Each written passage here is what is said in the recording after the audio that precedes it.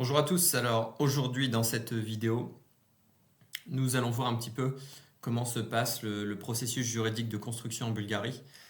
On va voir les trois actes en fait principaux qui existent lorsqu'un bâtiment est mis en construction, donc les documents légaux qui permettent de suivre en fait l'avancée du chantier à certaines étapes clés de la construction et évidemment l'acte final établira qu'en fait le bâtiment est habitable et la livraison de l'immeuble sera possible, c'est-à-dire que des personnes pourront s'installer dans le bâtiment.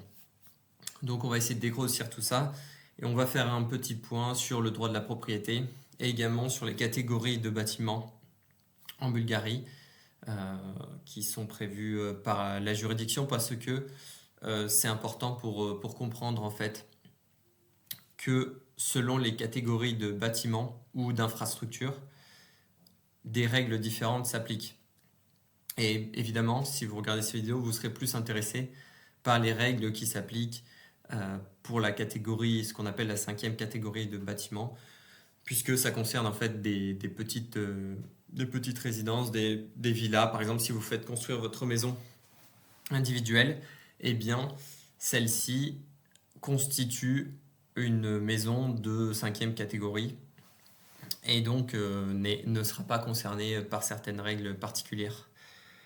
Et pareil, si vous construisez un bâtiment, donc si vous faites de la promotion immobilière sur un terrain dont la surface n'est pas très grande, eh bien vous ne serez pas concerné par certaines règles, dont l'acte 16, puisque c'est un certificat de mise en service qui vous sera délivré et non pas ce qu'on appelle l'acte 16.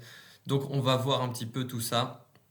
Cette vidéo, elle peut être utile du coup à tous ceux qui souhaitent soit acheter dans le neuf pour un petit peu comprendre comment ça se passe ici, soit peut-être un promoteur, constructeur ici, ou eh bien un vendeur, quelqu'un qui possède un terrain, qui souhaite vendre. Enfin, vous allez voir, je vais donner pas mal d'infos quand même si évidemment ça restera assez sommaire, puisque il y a toujours énormément de choses à dire, donc on va rester sur les bases. C'est parti. Donc on va se retrouver sur notre cher Google Doc, avec lequel j'ai mis en ordre mes notes grâce à notre grand ami à tous, ChatGPT. Du coup, pour commencer, je me suis dit qu'on allait faire un point sur le droit de la propriété et sur la notion de droit à construire, parce que il y a en fait différentes possibilités du coup pour construire en Bulgarie. Soit vous êtes propriétaire d'un terrain et dans ce cas-là, eh bien de toute façon vous avez des droits à construire si le terrain c'est un terrain à bâtir, hein, bien sûr. Vous ne pouvez pas du fait de l'urbanisme construire n'importe où, même si en Bulgarie vous avez en général la possibilité de construire sans trop de problèmes. Je commence déjà à perdre la voix, ça va mal se terminer cette histoire. Donc bon, l'idée c'est quoi? C'est donc soit j'ai le terrain, j'ai les droits à construire, j'obtiens un permis de construire, j'érige un bâtiment, donc je crée un projet. Soit je veux pas acheter un terrain, je veux économiser bien, de l'argent. Donc ce que je fais, c'est que j'achète des droits à construire sur un bâtiment, sur un terrain, et ensuite j'érige un bâtiment, je deviens propriétaire de ce bâtiment, mais c'est là le point important, je ne deviens pas, donc selon les articles du code de la propriété bulgare, donc qui est d'ailleurs ce document, je vais vous montrer. Non, c'est pas celui-ci. Celui-ci, ce sera pour plus tard. Donc c'est dans cette partie-là que vous pouvez regarder propriété du bâtiment, l'ex-BG, et c'est le code du droit de la propriété. Donc là, c'est traduit très mal avec Google Traduction. Je vous recommande pas de faire comme ça. Mais en tout cas, voilà, c'est ça la source. Donc, c'est quoi le truc? C'est vous avez vos droits à construire, mais vous n'êtes pas propriétaire du terrain sur lequel vous érigez votre bâtiment. Ce qui fait que c'est quoi l'implication? C'est que si vous faites ça, vous ne pouvez utiliser le terrain seulement si vous en êtes obligé en fait. Sinon, vous êtes en capacité d'agir et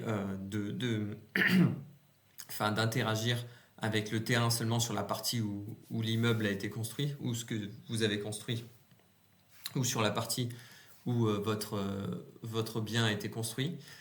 Et également, le propriétaire du terrain garde la possibilité de vendre le terrain et vous restez propriétaire de votre bâtiment. Et donc, si le terrain est assez grand et que vous n'avez pas acheté tous les droits à construire du terrain, eh bien, il est possible que quelqu'un d'autre rachète des droits à construire ou que le propriétaire du terrain même utilise ces droits à construire pour construire autre chose dans le terrain. Voilà, ça c'est important de savoir ça. Également, qu'est-ce qu'on peut dire? Le propriétaire du bâtiment peut le vendre à un tiers. Donc ça, évidemment, vous-même qui érigez le bâtiment, vous pouvez revendre ce que vous avez construit. Sinon, ça sert à rien. Et également, très important, lorsqu'on parle d'asset management, la surélévation et l'agrandissement du bâti se pose toujours. Donc, vous avez le droit de surélever ou d'agrandir un bâtiment. Ce droit peut exister pour pouvoir faire de nouveaux travaux et augmenter la valeur de la propriété de l'immeuble. Alors, petite précision, mais du coup, article 67, les droits à construire ont une validité, si on peut dire ça comme ça, de 5 ans. Donc, si vous achetez ces droits à construire, à moins que dans le contrat par lequel vous achetez les droits à construire entre vous, le constructeur et du coup le propriétaire du terrain, vous stipulez que les droits à construire ont une durée autre que celle prévue par la loi, donc de 5 ans, donc une durée supérieure à 5 ans ou une durée illimitée, ce qui est possible aussi, si vous n'avez pas construit après les 5 ans, et vous ne pourrez plus construire sur le terrain. Donc ça, c'est important de le savoir. Voilà, ça c'était un petit point rapide sur une méthode en fait qui existe en Bulgarie pour construire sans avoir nécessairement à chercher un terrain. Vous pouvez chercher des droits à construire.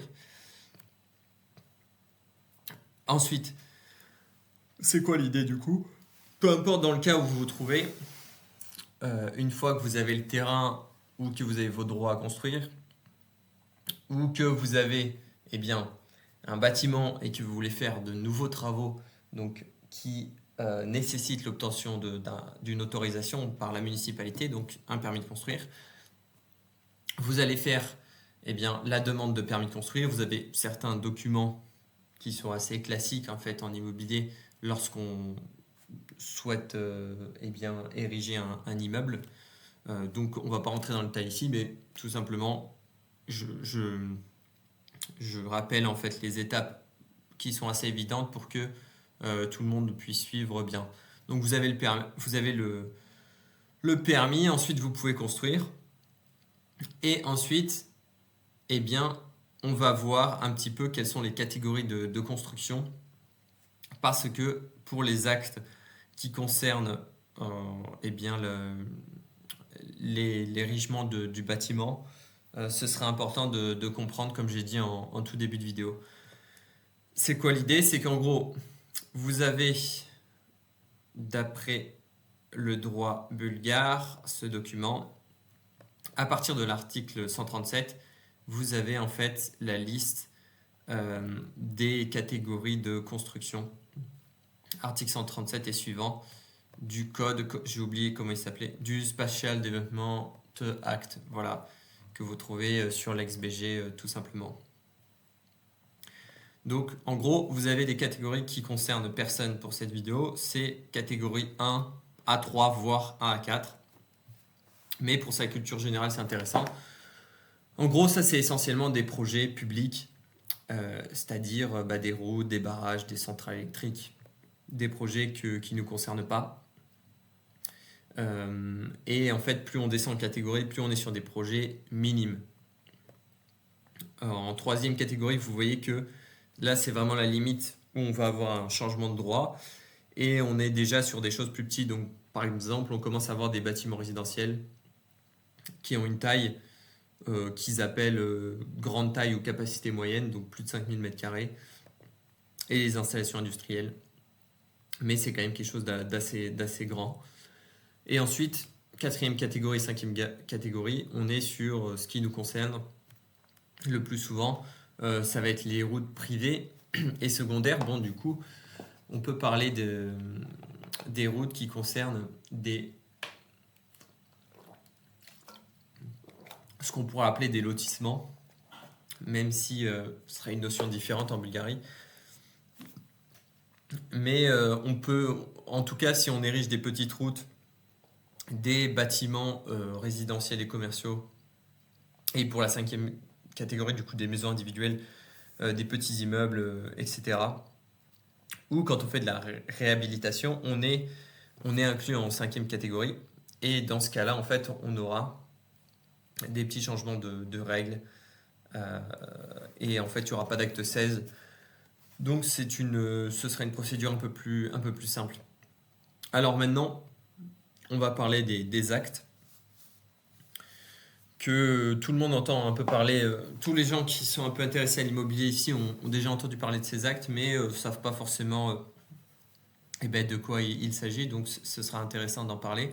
Même si je ne rentrerai pas dans un détail du processus de construction, donc de tous les documents liés à la construction et des contrats entre les différents prestataires de services, le constructeur, le maître de l'ouvrage, le maître d'œuvre et les différentes entreprises de construction, entrepreneurs, parce que ça, on est sur une partie un peu plus technique et ça ne concerne pas tant le droit immobilier. On est plus sur une définition de ce qu'on veut faire du projet et un suivi réalisationnel technique du projet.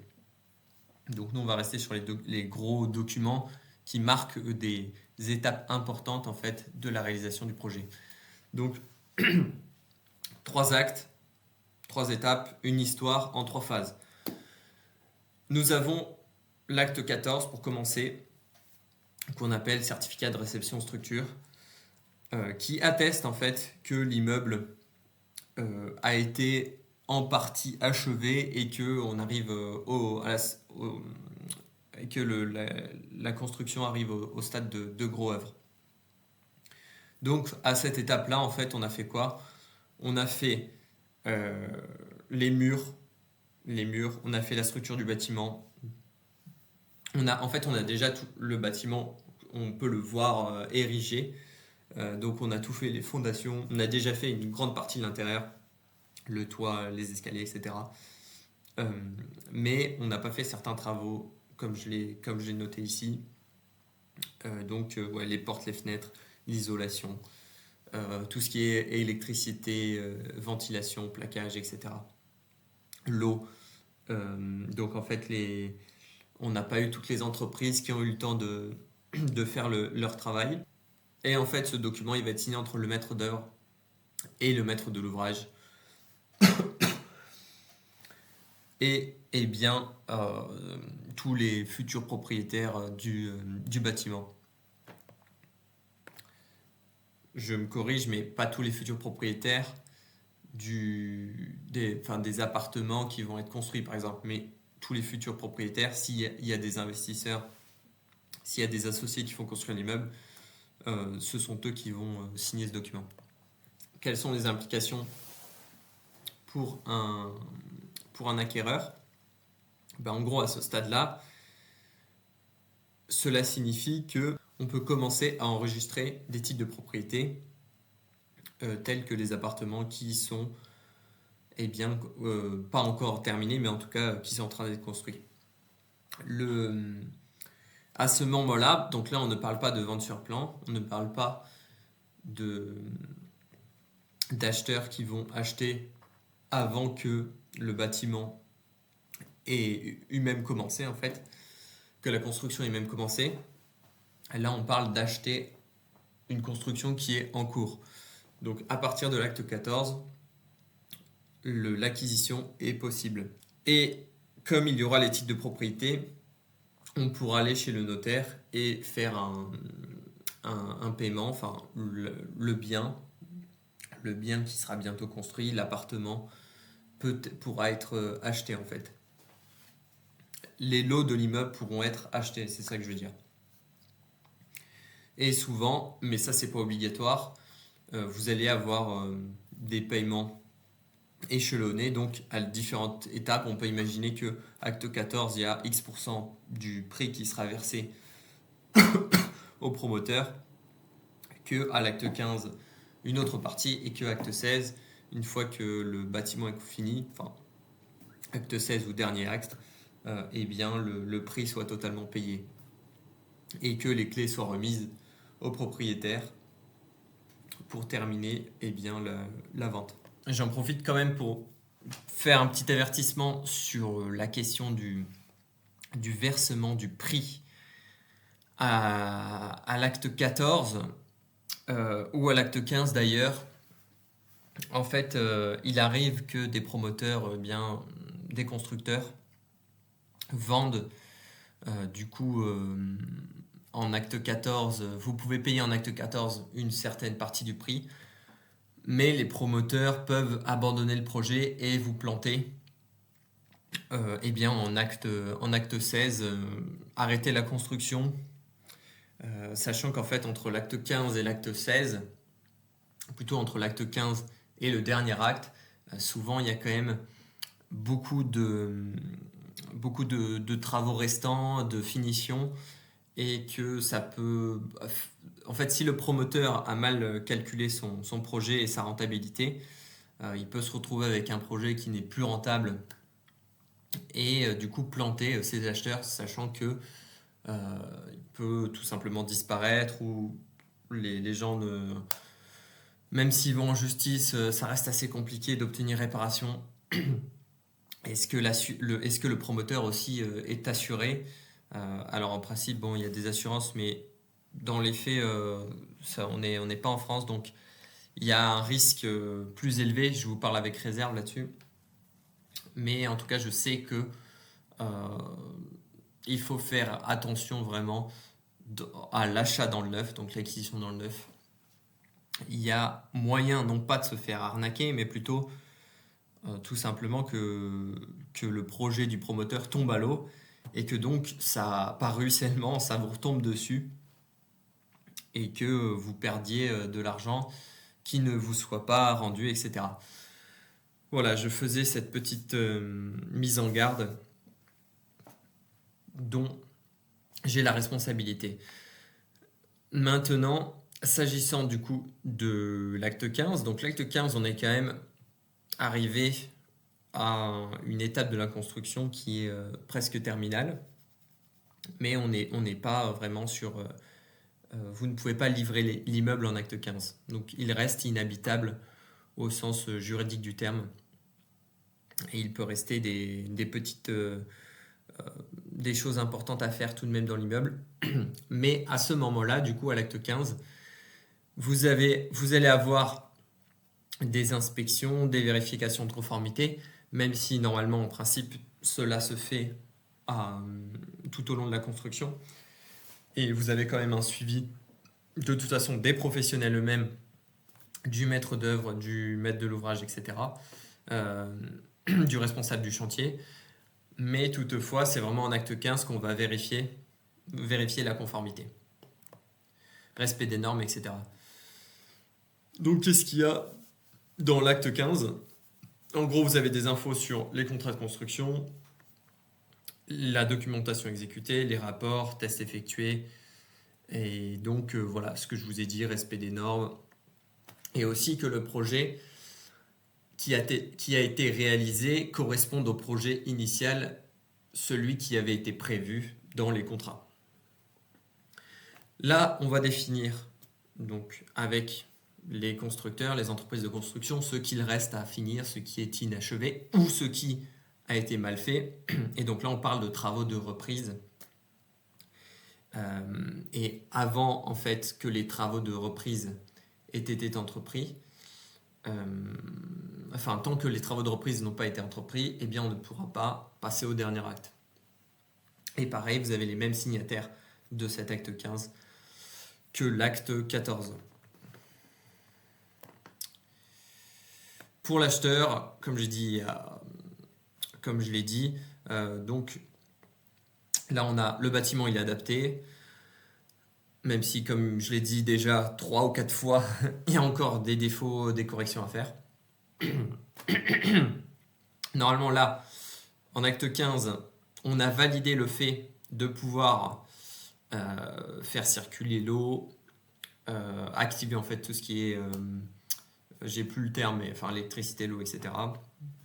Ce qu'on peut dire du coup sur ces actes, c'est que du coup l'acte 15, on est à 90%. En fait, disons, l'acte 14, on est aux 3 quarts, l'acte 15, on est au 9 dixièmes, et l'acte 16, on est à 10 sur 10, on a terminé le projet. Ensuite, donc comme je vous ai dit, là on va parler des petites différences entre première, troisième catégorie, quatrième et cinquième catégorie. Première catégorie, il y a un acte 16, donc, mais en quatrième et cinquième catégorie, on n'a pas d'acte 16. On a ce qu'on appelle un certificat de mise en service. Alors c'est pas... c'est une traduction française, mais après, comment que ça s'appelle en vérité, là, vous avez sur le site du ministère de l'économie un petit résumé d'ailleurs de ce que je vous ai dit là, qui est pas mal. Et voilà, il parle de Commissioning Certificate. Voilà, pour le terme plus véridique, si vous voulez le savoir. D'ailleurs, pour la délivrance des actes, je vous le dis maintenant, vous avez des tarifications particulières quand vous souhaitez obtenir en fait un acte de la part de l'État. Et tous les tarifs et les calculs sont précisés dans ce document-là. Tarif A, Normal Teaching Asset, la taxe citée. Et donc, vous l'avez en anglais aussi. Bon, là, ça a disparu, mais vous aviez ce document, vous pouvez le retrouver facilement. Si vous en avez besoin ou par curiosité. Voilà, je vous donne des petites infos comme ça. Qu'est-ce qu'on en était où déjà? Bon, du coup, oui, l'acte 16, seulement pour qui n'est pas là pour les quatrième et cinquième catégories. Mais en fait, comme il a la même fonction, on va voir quand même ce qu'est l'acte 16, parce que finalement, son substitut en quatrième et cinquième catégorie, eh bien, lui ressemble beaucoup et en fait correspond à la même chose. C'est juste une question de précision. Si on veut être précis, on ne dira pas qu'il y a acte 16, mais sinon, en fait, le document, ça vaut la même chose. Donc, ouais, tu as une commission, en fait, commission d'acceptation, qui va dire le bâtiment, il est conforme, le projet, il est fait, approuvé, et tout a été fait dans la légalité. Sans corruption, bien évidemment, n'est-ce pas? Pour obtenir cet acte 16. Donc, pour catégorie 1 à 3, on s'en fiche parce que ça ne nous concerne pas. Et du coup, pour notre chère petite construction, donc on fait une demande en fait à l'autorité compétente. On soumet tous les rapports, les contrats publics, pas les contrats publics. On soumet en fait tous les contrats de la construction, l'acte 14, l'acte 15 pour dire que la construction est terminée. Et également, il va y avoir l'inspection du bâtiment par les autorités compétentes qui vont ensuite délibérer et donner ou pas le certificat de mise en service. Sachant que pour du coup obtenir cet acte 16, on a le rapport final de l'expert, le permis de construire bien sûr, les actes précédents et tous les rapports en fait relatifs à l'acte de construire. Là, c'est très important du coup cet acte 16 puisque c'est le moment où la livraison est possible. On distingue toujours la réception de la livraison.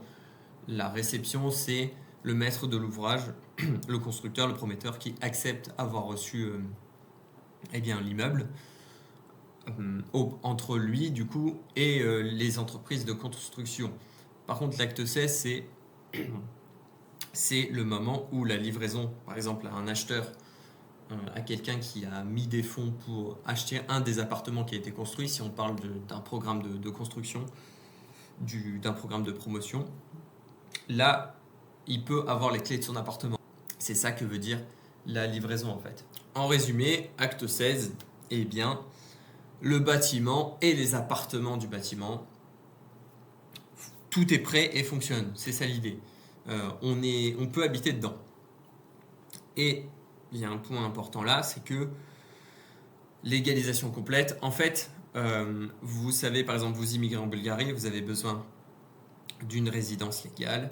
Et pour obtenir cette résidence, il vous faut une adresse. Si vous avez acheté un appartement dans le neuf et que, vous n'êtes pas en acte final, vous n'êtes pas arrivé à l'acte 16, à la dernière étape où le bâtiment peut être livré, où l'appartement est disponible, vous ne pouvez pas, en fait, si vous voulez, la propriété ne sera pas enregistrée, ce qui fait que la propriété que vous avez achetée ne sera pas enregistrée, donc vous ne pourrez pas aller à l'immigration en apportant un certificat de propriété, en fait, un titre de propriété où vous dites que vous êtes propriétaire, que vous avez une adresse. Donc ça pose un certain problème si vous achetez dans le neuf. Voilà, c'est un point à comprendre. Voilà, donc c'était tout simplement une vidéo assez courte sur le sujet. Si vous avez des questions, n'hésitez pas à m'écrire. Évidemment, c'est une ébauche, c'est une introduction en fait à la construction en Bulgarie parce que il y a beaucoup d'autres documents, il y a beaucoup de phases lors d'une construction, que ce soit en Bulgarie ou autre, mais voilà, j'ai pas parlé de tout. Mais quand même, on a bien dégrossi l'essentiel. Donc merci d'avoir suivi cette vidéo. Je vous invite à vous abonner, à mettre un j'aime et à pourquoi pas me contacter si vous avez un projet immobilier en Bulgarie ou même si vous avez des questions quelconques au sujet de la Bulgarie ou de l'immobilier, même si je peux répondre aussi à d'autres questions au besoin. Donc voilà, bon après-midi, bon ce que vous voulez. Et on se retrouve une prochaine fois pour un autre sujet. Merci pour votre attention. Au revoir.